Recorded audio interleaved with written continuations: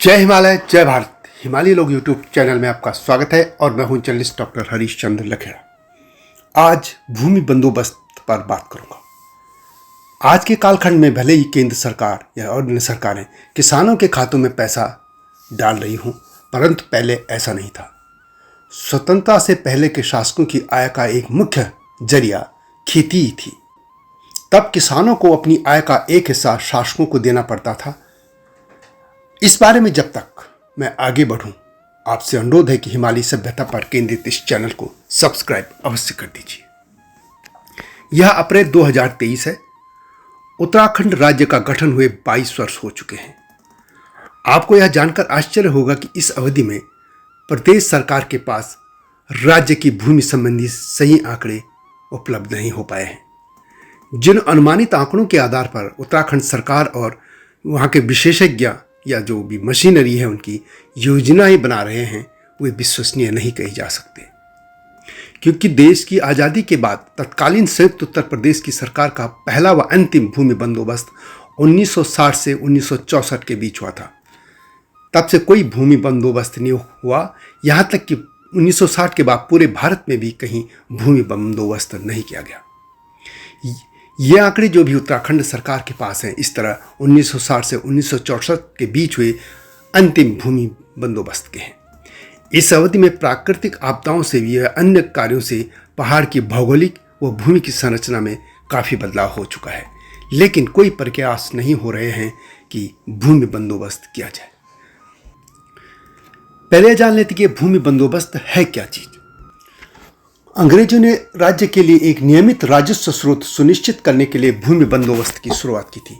इसके तहत अंग्रेजों ने भूमि को मापा, उस भूमि पर प्रत्येक व्यक्ति के अधिकारों को परिभाषित किया और राज्य के लिए राजस्व की मांग तय की। कुछ किसानों को जमींदार घोषित किया गया और अन्य को काश्तकार। काश्तकारों को भूमि स्वामी को लगान देना होता था, जो बदले में राज्य को राजस्व देता था।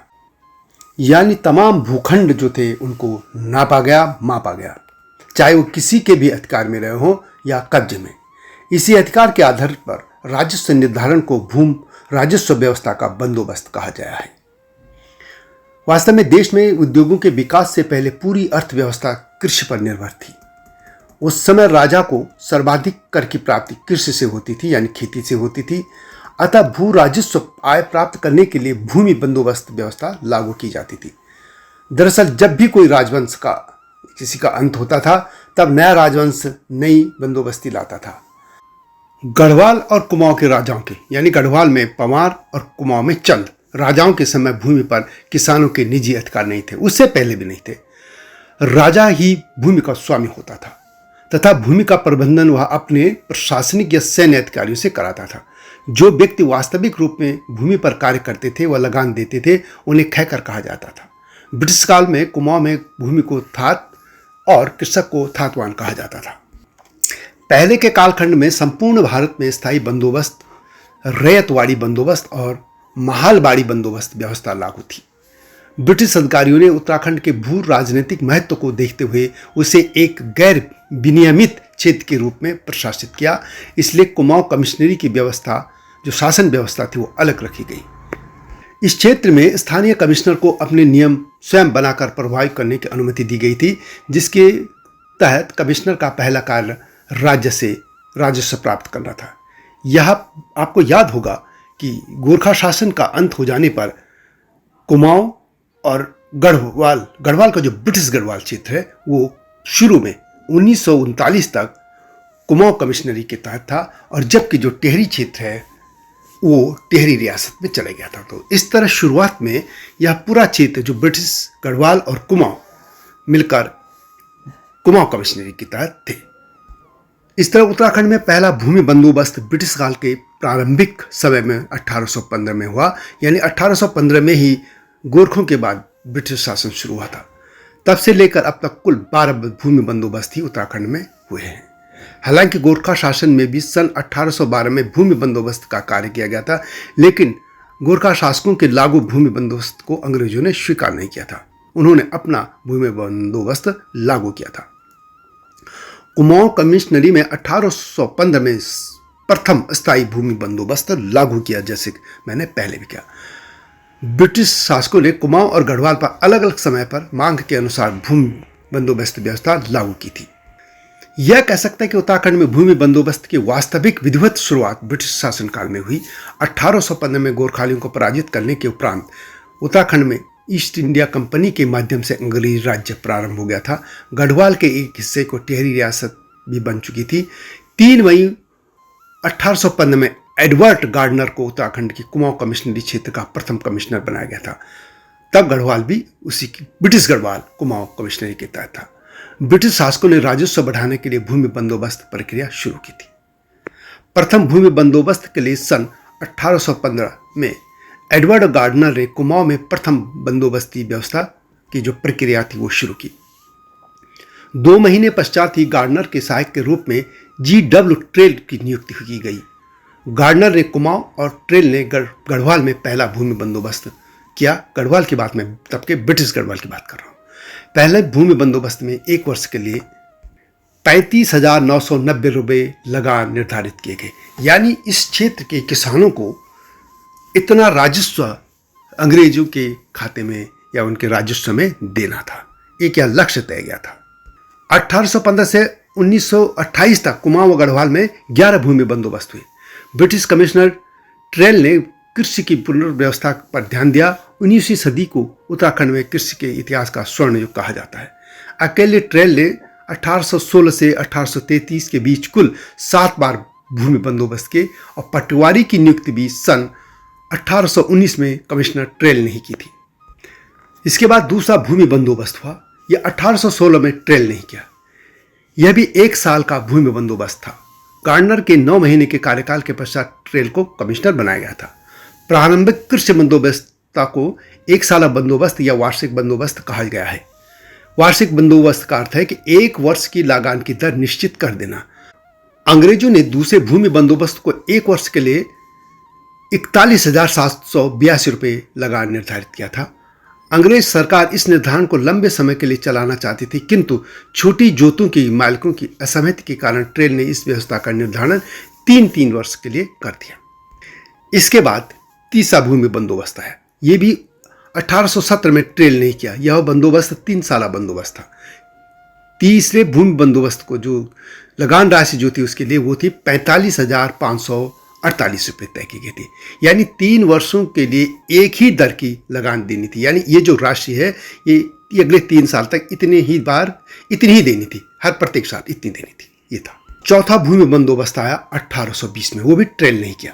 यह बंदोबस्त भी 3 साला बंदोबस्त था और चौथे बंदोबस्त व्यवस्था के लिए कर लगान की राशि जो थी वो 54,995 रुपये निर्धारित की गई थी। इसके बाद 5वां भूमि बंदोबस्त आया। 1823 में ट्रेल ने यह किया और यह बंदोबस्त 5 साल के लिए था। इसे 80 साला बंदोबस्त भी कहा जाता है। इसमें लगान की दर 64,900 रुपये थी और यह निर्धारण 5 वर्षों के किया गया था। यानी जो अगले 5 साल से उन्हें प्रत्येक वर्ष 64,900 रुपये ही प्रति वर्ष के दर से देने थे। 5 साला बंदोबस्त का प्रारंभ ट्रेल ने 1823 में किया था। इस भूमि बंदोबस्त का भूमि स्वामियों ने जो है विरोध नहीं किया, इसलिए अगले 5 वर्षों तक इसे बढ़ा दिया गया और परगनों में विकास होने के कारण गांव की संख्या में वृद्धि हुई तथा 1828 के बंदोबस्त के लिए लगान की धनराशि को बढ़ाकर 67,725 रुपये कर दिया गया था। ट्रेल ने सुदृढ़ स्थायी बंदोबस्त स्थापित करने के लिए ब्रिटिश कुमाऊं को सन 1823 में 26 परगनों में बांट दिया था। प्रारंभ में ट्रेल ने 1819 में समस्त कुमाऊं के लिए 9 पटवारी नियुक्त किए थे, लेकिन 26 परगनों के लिए 9 पटवारी कम थे, इसलिए उन्होंने 1825 में पटवारियों की संख्या बढ़ा दी थी और यह संख्या बढ़ाकर 70 कर दी गई। पटवारियों ने तेजी से कार्य करते हुए गांव की सीमा और इन सीमाओं के अंतर्गत आने वाली भूमि, वन, पानी आदि प्राकृतिक संसाधनों की माप की और रजिस्टर में रिकॉर्ड रख दी। ग्रामीण को इतिहास में पहली बार अपने गांव की सीमा ज्ञात हुई। 5 वर्षों में ही पटवारियों की जिम्मेदारी और कार्य का आकार अत्यधिक बढ़ा दिया गया था, जिस कारण एक बार फिर से पटवारियों की संख्या बढ़ा दी गई और 1830 आते आते तक यह 63 हो गई थी। इसके बाद छठा भूमि बंदोबस्त आया। यह 1827 में आया और ट्रेल ने ही किया। यह लागू 1828 में किया गया और इसके लिए लगान की राशि जो थी वो 67,725 रुपये निर्धारित की गई। इसके बाद 7वां भूमि बंदोबस्त 1833 में आया। इस तरह 1816 से 1833 के बीच ट्रेल ने कुल 7 भूमि बंदोबस्त किए। ट्रेल के बाद तीसरे कमिश्नर जो कुमाऊं के थे वो थे कर्नल यंग थे, तथा 1829 से 1848 तक लुसिंगटन ने कुमाऊं के चौथे कमिश्नर के रूप में शासन किया, और इसके बाद ब्रिटिश गढ़वाल के लिए अलग कमिश्नरी बना दी गई थी। 8वां भूमि बंदोबस्त ट्रेल के बाद बैटन ने किया, और बैटन ने 1840 में 20 साल बंदोबस्त जो है लागू की थी व्यवस्था, जो ब्रिटिश गढ़वाल का 8वां बंदोबस्त था। यह बैटन के नेतृत्व में 1840 में गढ़वाल व 1844 में कुमाऊं में किया गया था। इस बंदोबस्त में खसरा सर्वेक्षण प्रमुख विशेषता थी। साथ ही प्रशिक्षित पटवारियों के स्थान पर योग्य और प्रशिक्षित पटवारियों की तैनाती की गई थी। हर गांव को अपना रिकॉर्ड रखने का अधिकार दिया गया था, और गांव के प्रत्येक हिस्से का पूर्ण विवरण, उसके अधिकारों का विवरण, लगान नियत करने का पूर्ण इतिहास, सीमा निर्धारण, गांववासियों का इकरारनामा आदि सुनिश्चित किए गए थे। इसमें धनराशि जो थी लगान की वो थी 68,682 रुपये तय की गई थी सालाना, तथा 1 रुपया बीसी लगान की दर भी तय की गई थी। बैटन के 20 सालाना बंदोबस्त के जिस तिथि समाप्त होने को थी, उससे पूर्व यह निर्णय लिया गया था कि सर्वप्रथम खेतों की नाप सही और सुनियोजित ढंग से बिल्कुल ठीक कर ली जाए। यह उत्तरदायित्व गढ़वाल के सीनियर असिस्टेंट कमिश्नर बिकेट या बैकेट को सौंपा गया। बैकेट ने संभवतः खसरा मैप से सभी गांव की जोतों की माप कराई। यह कार्य 1856 से 1861 के बीच पूरा कर लिया गया था, जिसके पश्चात 1863 में बिकेट बंदोबस्त व्यवस्था लागू कर दी गई। इसके बाद 9वां भूमि बंदोबस्त आया। यह 1863 से 1873 में हुआ। सबसे महत्वपूर्ण यह बंदोबस्त था। इसे जीई बिकेट ने किया था, इसलिए इसे बिकेट बंदोबस्त के नाम से भी जाना जाता है। बिकेट बंदोबस्त ब्रिटिश काल का 9वां भूमि बंदोबस्त था, जैसे मैंने पहले बताया। और तब प्रत्येक जो पर्वतीय भूमि थी, यानी पहाड़ जो था इस इलाका, उसको 5 भागों में बांटा गया था। उन्होंने भूमि मापने के लिए डोरी पैमाइश का सफल तरीका निकाला। इसमें लगान की धनराशि 96,311 प्रतिवर्ष तय कर दी गई थी। इस बंदोबस्त में पर्वतीय भूमि को 5 भागों में, जैसे मैंने पहले कहा, बांटा गया था। वो इस तरह थी: तालाब भूमि यानी भूमि जो है नदी घाटों की भूमि जहाँ सिंचाई व्यवस्था हो। उपराव अव्वल पर्वतीय क्षेत्रों के ऊंचे पहाड़ों पर स्थित असिंचित भूमि। इसके बाद थी उपराव दोयम, यह द्वितीय श्रेणी की अव्वल भूमि थी। इसके बाद थी इजरान, ये निम्न श्रेणी की उबड़ खापड़ पथरीली भूमि थी और इसे इजारन कहा जाता था। और एक थी कटीली भूमि, इसमें कील वाली ये भूमि थी। भूमि की नाप जोख हो जाने के बाद विकेट ने गांव की विभिन्न प्रकार की उर्वरक भूमि की लगान निर्धारण करने के लिए एक रूपता की दृष्टि से रखकर एक मापदंड रखा, अर्थात द्वितीय श्रेणी की सूखी भूमि जिसमें अच्छी जोत बुरी जोत से उत्पन्न हानि को बराबर कर देती थी। इस प्रकार लगान की धनराशि पहले से ही निश्चित नहीं की गई थी, बल्कि जोतों का आकार व उत्पादन के आधार पर लगान व्यवस्था को लागू किया गया था। इस व्यवस्था के अंतर्गत पहली बार लोगों की व्यक्तिगत संपत्ति या पानी से चलने वाले घराटों को भी शामिल किया गया था। बिकेट ने वैसे तो इस व्यवस्था को भरपूर कोशिश की थी कि किसी व्यक्ति के साथ अन्याय न हो, गांव की संपत्ति का दुरुपयोग न हो, फिर भी यह व्यवस्था पूर्णतः दोष रहित नहीं थी। अमीरों की लापरवाही, मूर्खता व गांव वालों की नासमझी के कारण गांव वालों के नामांकन में बहुत कुछ गलत, अशुद्ध व अपूर्ण भी हुआ था। इसके बाद 10वां भूमि बंदोबस्त आया और बिकेट के बाद 1896 में पौ ने यह किया था। पौ ने लगान विभाग को एक नई विशद और तथ्यपूर्ण रिपोर्ट तैयार करने को कहा, साथ ही इसके तरीके भी बताए। इसमें लगान की राशि को बढ़ाकर 1,64,704 प्रतिवर्ष कर दिया गया, तय कर दिया गया। और 10वां भूमि बंदोबस्त गढ़वाल में पौ ने किया तथा कुमाऊं में गूंज ने किया था। ब्रिटिश शासनकाल में 11वां और अंतिम भूमि बंदोबस्त 1928 में सिर्फ गढ़वाल मंडल में इबर्टसन के नेतृत्व में किया गया। इसमें लगान की राशि 2,55,161 प्रतिवर्ष तय की गई। 11वां भूमि बंदोबस्त ब्रिटिश शासन का अंतिम भूमि बंदोबस्त था। इधर टेहरी गढ़वाल जो था वहां पर भी भूमि बंदोबस्त हुआ। ब्रिटिश गढ़वाल और कुमाऊं की तरह ही ये जो टेहरी रियासत थी वहां पे जो भूमि बंदोबस्त था वहां राजाओं ने किया था। यह आप जानते हैं कि गोरखों के बाद उत्तराखंड में ब्रिटिश शासन आने पर गढ़वाल को 2 भागों में विभाजित कर दिया गया था। एक था ब्रिटिश गढ़वाल, दूसरा था टिहरी गढ़वाल। टिहरी गढ़वाल यानी टिहरी रियासत में परमार वंश के शासक सुदर्शन शाह ने पहला भूमि बंदोबस्त किया था। ये किया था 1823 में। टिहरी रियासत में कुल 5 भूमि बंदोबस्त हुए। पहले जैसे मैंने बताया सुदर्शन शाह नरेश जो थे उन्होंने किया था। दूसरा भूमि बंदोबस्त 1861 में भवानी शाह ने किया, जिसमें अठूर पट्टी में कर राजस्व से उसको मुक्त कर दिया गया था। टिहरी रियासत में तीसरा बंदोबस्त जो भूमि बंदोबस्त था वो 1873 में प्रताप शाह ने जुला पैमाइश से कराया था। इसके बाद टिहरी रियासत में चौथा बंदोबस्त जो था भूमि बंदोबस्त वो 1930 में कीर्ति शाह ने किया। टिहरी रियासत में 5वां भूमि बंदोबस्त 1924 में नरेंद्र शाह ने डोरी पैमाइश से करवाया था और यह अंतिम भूमि बंदोबस्त था। इस तरह टिहरी रियासत में कुल 5 भूमि बंदोबस्त हुए। इसके बाद स्वतंत्र हुआ था भारत। स्वतंत्र भारत का जो भूमि बंदोबस्त हुआ था उत्तराखंड में भी, वह 12वां भूमि बंदोबस्त था। तब गढ़वाल, कुमाऊं और टिहरी रियासत उत्तर प्रदेश का हिस्सा थे और उत्तर प्रदेश सरकार ने, जो संयुक्त उत्तर प्रदेश सरकार थी, उसने 1960-64 में यह भूमि बंदोबस्त किया था। इसमें 3.125 एकड़ तक की जोतों को भू राजस्व की देनदारी से मुक्त कर दिया गया। इसके तहत ये जो लागू हुआ था भूमि बंदोबस्त, इसमें उत्तराखंड का जो पर्वतीय क्षेत्र वहाँ की 90% जो वहाँ के किसान थे वो भू राजस्व की देनदारी से मुक्त हो गए। यानी सदियों से जो किसान राजस्व दे रहे थे वे अब मुक्त हो गए थे। उत्तर प्रदेश सरकार ने उत्तराखंड में कूजा एक्ट भी लागू किया था। कूजा एक्ट का मतलब है Kumaon and Uttarakhand zamindari abolition act. यह 1960 में लागू हुआ था। इस अधिनियम में खैकरों तथा सिरतानों को उनकी कास्त भूमि पर भूमिथरी अधिकार दिए गए थे। उत्तर प्रदेश सरकार का यह पहला और अंतिम भूमि बंदोबस्त 1960 से 1964 के बीच हुआ था, जैसे मैंने पहले भी कहा, और तब से कोई भूमि बंदोबस्त नहीं हुआ।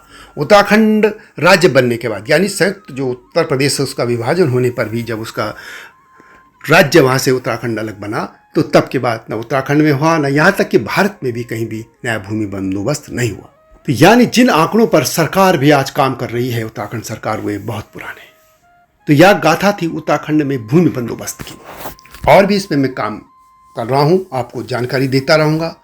और आपसे अनुरोध है कि हिमालय सभ्यता पर केंद्रित इस चैनल को सब्सक्राइब अवश्य कर दीजिए।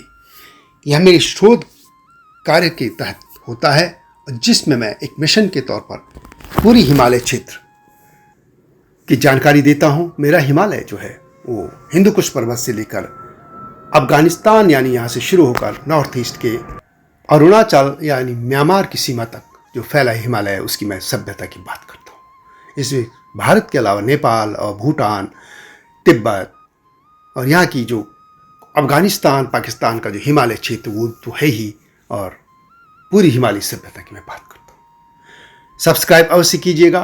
और एक और मेरा चैनल है संपादकीय, उसको भी देखिएगा और अगली वीडियो की प्रतीक्षा कीजिए। लेकिन तब तक आपसे अनुरोध है कि आप अपने सुझाव भी मुझे दे सकते हैं कि मुझे किन किन विषयों पर वीडियो बनानी चाहिए। और भूमि बंदोबस्त को लेकर भी आपके पास कुछ जानकारी है तो अवश्य मुझे शेयर कीजिएगा।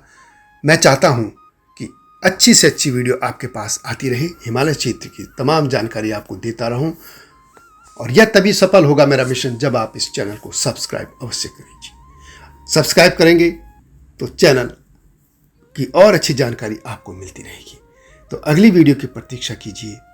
तब तक जय हिमालय, जय भारत।